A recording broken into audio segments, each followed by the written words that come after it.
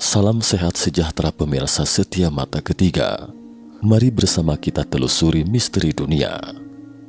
Hari ini, kita akan bincang-bincang tentang pintu misterius di planet Mars yang baru ditemukan pada Mei 2022 ini.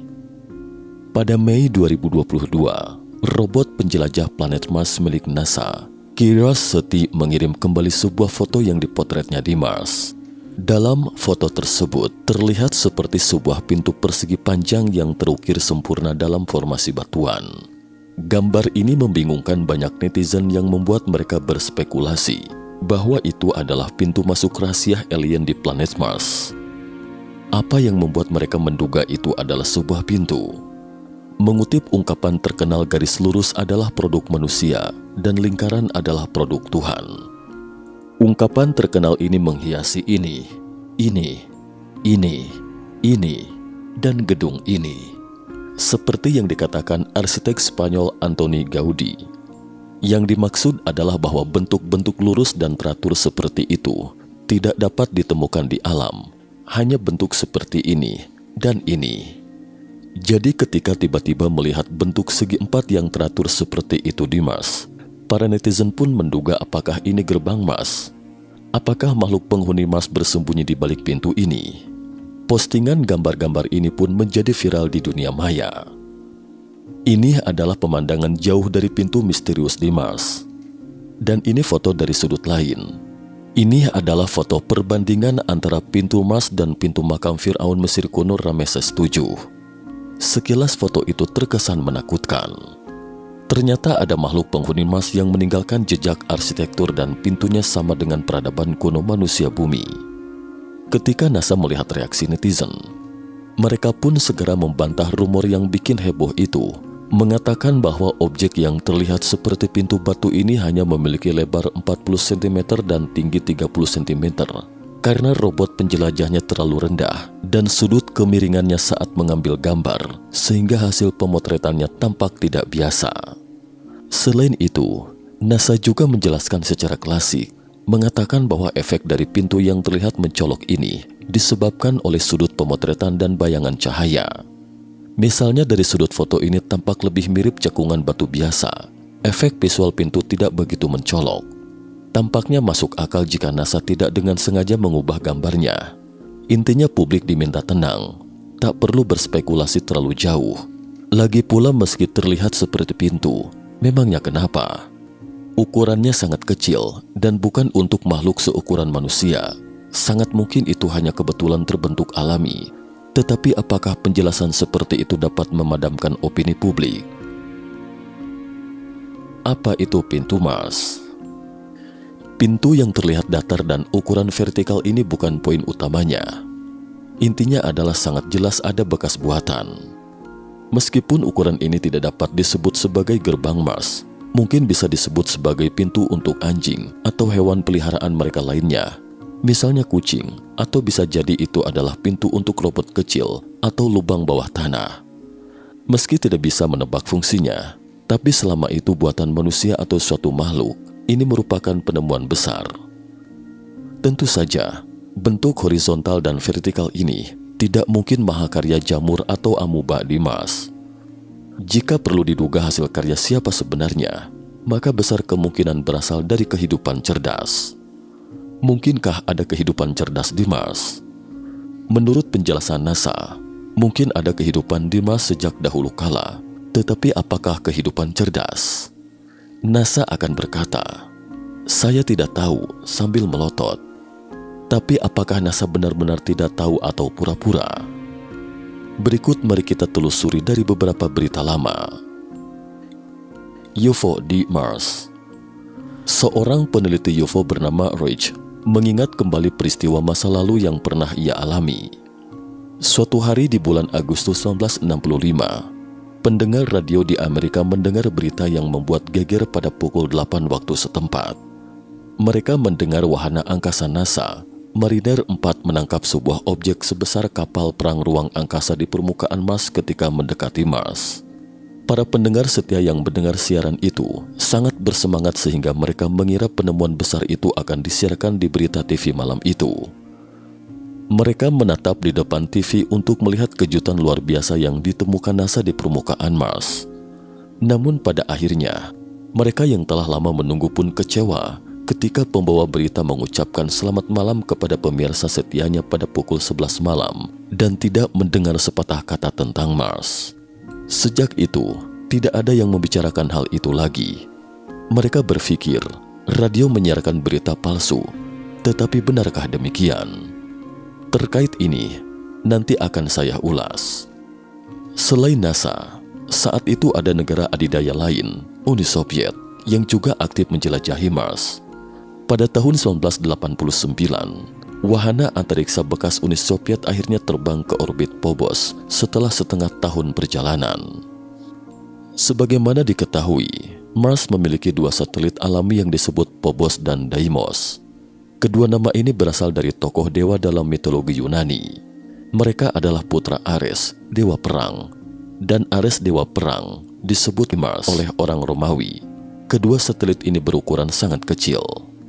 Phobos hanya berdiameter 22 km, sementara Deimos lebih kecil lagi, dengan diameter hanya 12,6 km. Tetapi kedua satelit ini sangat dekat dengan Mars, terutama Phobos. Jaraknya hanya 6.000 km dari permukaan Mars. Jadi bekas Uni Soviet lebih dulu membidik satelit ini.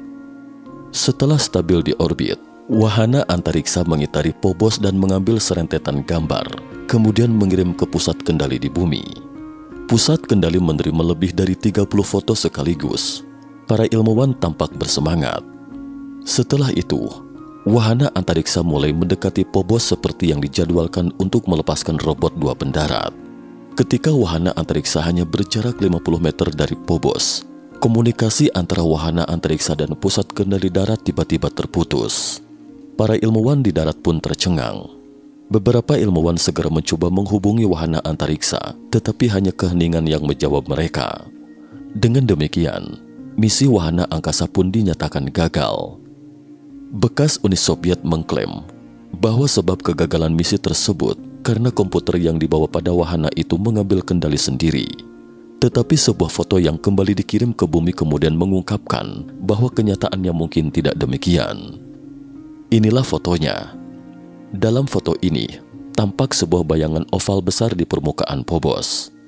Ini berarti bahwa ada objek berbentuk oval atau piringan besar yang tidak diketahui ketika itu sedang mendekatinya dari belakang wahana antariksa. Gambar ini diambil beberapa detik sebelum wahana hilang kontak. Setelah mengirim foto ini, wahana pun hilang entah kemana. Pada tahun 2011, setelah selang 22 tahun, Rusia memutuskan untuk kembali menjelajahi Phobos. Kali ini mereka meluncurkan Phobos Ground untuk mengambil sampel tanah kembali ke bumi. Dapat dikata, Rusia telah menggelontorkan banyak dana untuk eksplorasi ruang angkasa seperti itu. Program luar angkasa ini bisa dikata sebagai proyek yang menarik perhatian utama internasional pada tahun 2011. Amerika Serikat, Finlandia, dan Tiongkok juga berencana menumpang dan mengirim sesuatu ke Phobos, tetapi yang tidak mereka duga adalah pendorong utama wahana angkasa Rusia yang malang itu baru saja memasuki orbit bumi. Pendorong utama wahana tiba-tiba gagal berfungsi. Jangankan ke Mars yang jauh, wahana itu akhirnya jatuh di laut setelah 2 bulan mengorbit bumi. Hal ini memancing reaksi keras dari Kepala Agensi Ruang Angkasa Rusia, Vladimir Popovkin. Menurutnya, ada bentuk sabotase yang membuat Phobos Ground gagal mencapai sasarannya. Rusia dengan marah mengatakan bahwa Amerika Serikat menyabotase Phobos Ground dengan X-37 orbital uji kendaraan, sebuah pesawat luar angkasa tak berawak Amerika Serikat. Tuduhan ini sepertinya berlebihan, karena instrumen milik AS sendiri juga dibawa pada wahana angkasa Rusia. Jika ingin merusak wahana Rusia, Amerika juga tidak perlu mengorbankan perangkatnya sendiri. Faktanya, bekas Uni Soviet, sekarang Rusia telah meluncurkan total 19 wahana ke Mars sejak 1960-an, dan hanya 2 yang berhasil dengan tingkat kegagalan 90%. Oleh karena itu, beberapa orang di industri kedirgantaraan mengejek Rusia bahwa Mars bukan milik Rusia. Karena Rusia tidak bisa mendapatkan data di Mars, akhirnya mau tidak mau terpaksa mengandalkan NASA. Sementara itu, NASA memang cukup beruntung. Wahana yang diluncurkan NASA ke orbit Mars berjalan dengan lancar, dan sudah ada beberapa wahana penjelajah yang secara berturut-turut beroperasi dengan lancar ke permukaan Mars. Dan dengan kinerja super baik dari wahana angkasa, mungkinkah NASA mendapatkan banyak data di permukaan Mars? Belakangan beberapa dokumen Mars juga dirilis ke publik. Hal ini membuat para pecinta astronomi sangat senang. Karena itu, ada sekelompok orang yang menghususkan diri dalam studi Mars. Mereka menyebut diri mereka The Independent Mars Investigation. Mereka meneliti dan menganalisa foto-foto NASA ini setiap hari dari berbagai sudut, dengan harapan menemukan konten yang tidak dipublikasikan yang ditutupi oleh NASA. Dr. Mark Carlotto adalah salah satunya. Dia berharap menemukan bukti akan kehidupan manusia atau kehidupan cerdas di Mars. Dengan demikian, bukankah manusia bumi nantinya bisa bermigrasi ke Mars? Struktur buatan di Mars. Objek yang menjadi fokus penelitian Carlotto termasuk foto Mars yang diambil NASA pada tahun 1976. Ini adalah wilayah di Mars yang disebut Sidonia. Yang paling terkenal di antaranya adalah objek yang bentuknya mirip wajah manusia. NASA bersikeras bahwa objek yang tampak seperti wajah itu tidak lebih dari tipuan cahaya dan bayangan, adalah kesalahpahaman yang luar biasa. Belakangan pada tahun 2001, wahana luar angkasa Mars Global Surveyor mengambil gambar resolusi tinggi dari area ini. Pada tahun 1976, piksel foto saat itu masih sangat rendah. Setelah foto definisi tinggi ini keluar, NASA dengan yakin mengatakan bahwa tidak ada objek mirip wajah manusia di Mars. Objek ini tak lebih dari sebuah plateau atau dataran atas yang terbentuk secara alami di Mars. Ini adalah sanggahan NASA. Dr. Carlotto adalah ahli dalam penelitian gambar. Kali ini Carlotto menggunakan metode yang disebut geometri fraktal. Prinsip penelitian fraktal adalah semakin banyak objek yang terbentuk secara alami, semakin kuat karakteristik fraktalnya. Seperti misalnya cabang, Anda dapat mengetahui secara sekilas bahwa itu berasal dari pohon. Jika Anda punya pengalaman terkait, Anda juga dapat membedakan jenis pohonnya, karena cabang-cabang yang merupakan bagian dari pohon memiliki karakteristik fraktal pohon secara keseluruhan. Namun jika itu adalah objek buatan, maka semakin lemah fitur fraktalnya. Analisis komputer Dr. Carlotto berdasarkan foto terakhir wajah Mars yang dirilis NASA pada tahun 2001 untuk membantah rumor tersebut menunjukkan bahwa fitur fraktal bukit dari foto terkait dan medan sekitarnya masih sangat lemah daripada wajah manusia yang diduga. Artinya ini mungkin masih berupa lahan yang telah diproses secara manual, apalagi selama ini ada yang curiga bahwa rumor foto-foto yang disangkal NASA itu diduga palsu, yaitu telah di-retouch atau diubah sedikit. Fleming, seorang peneliti Mars, mengatakan bahwa foto yang digunakan dalam artikel NASA untuk menyingkap tirai misteri wajah di Mars bukan bentuk lahan wajah di Mars, tetapi gambar dari plateau atau dataran atas lain beberapa kilometer jauhnya. Singkatnya, foto ini sama sekali bukan yang asli. Inilah foto yang sesungguhnya, kata Fleming. Dia mengatakan bahwa wajah di Mars tidak hilang dan analisisnya cocok dengan hasil analisa Dr. Carlotto. Jadi, menurut Fleming bahwa artikel bantahan NASA dimaksudkan untuk menghilangkan keingintahuan publik yang terus berlanjut tentang wajah di Mars, dan ini memang disengaja NASA. Dr. Carlotto juga menemukan bahwa selain wajah di Mars, ada beberapa struktur piramida di daerah Sidonia.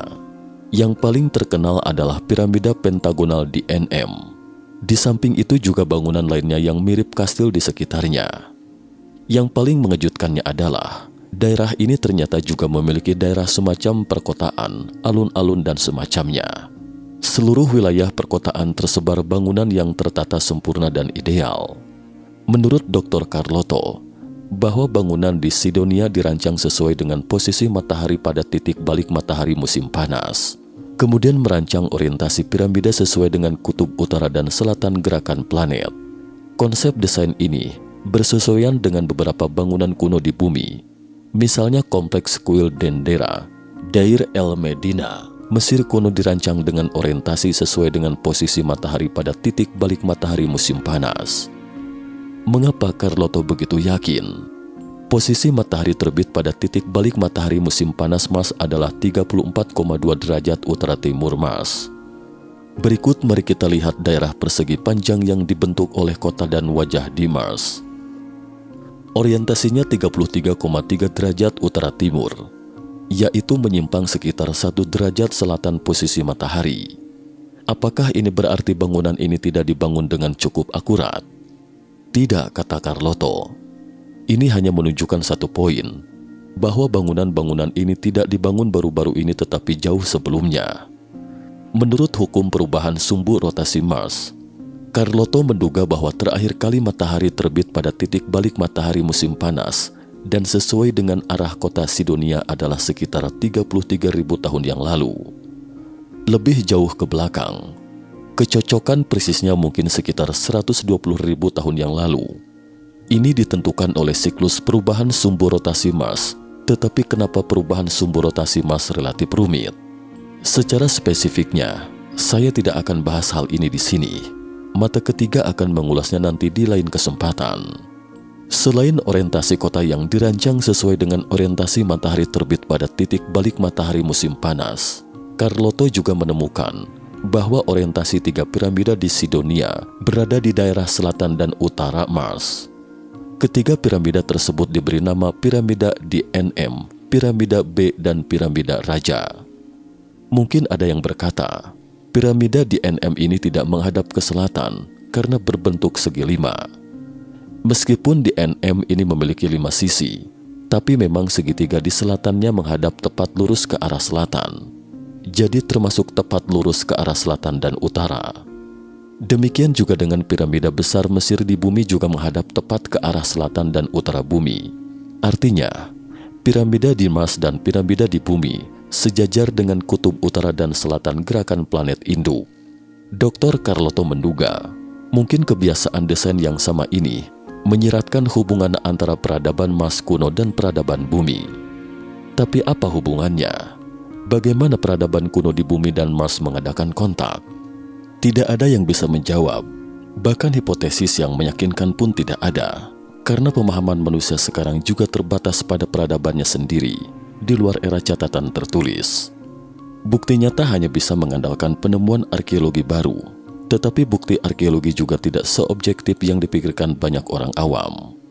Bagaimana cara menyatukan serpihan yang tergali adalah proses interpretasi sendiri, dan juga teka-teki menyusun gambar atau serpihan yang tergali dari pemahaman pekerja sendiri tentang sejarah. Beberapa serpihan atau potongan yang tidak bisa dimasukkan ke dalam jigsaw puzzle terpaksa dikorbankan. Namun hampir mustahil untuk menyusun gambaran lengkap peradaban prasejarah, dan semakin jauh juga semakin mustahil. Dr. Carlotto juga secara tidak sengaja menemukan bahwa wajah di Mars juga memiliki situs saudaranya di bumi, yaitu situs dataran tinggi Iran atau dataran tinggi Persia. Coba perhatikan gambar ini. Bukankah sangat mirip dengan wajah di Mars? Tidak hanya kedua situs ini terlihat mirip, bahkan ukurannya juga hampir sama. Pertanyaannya, apakah sekarang ada kehidupan cerdas di Mars? Misalnya makhluk yang tinggal di bawah tanah Mars. Di sini Carlotto menemukan satu petunjuk penting.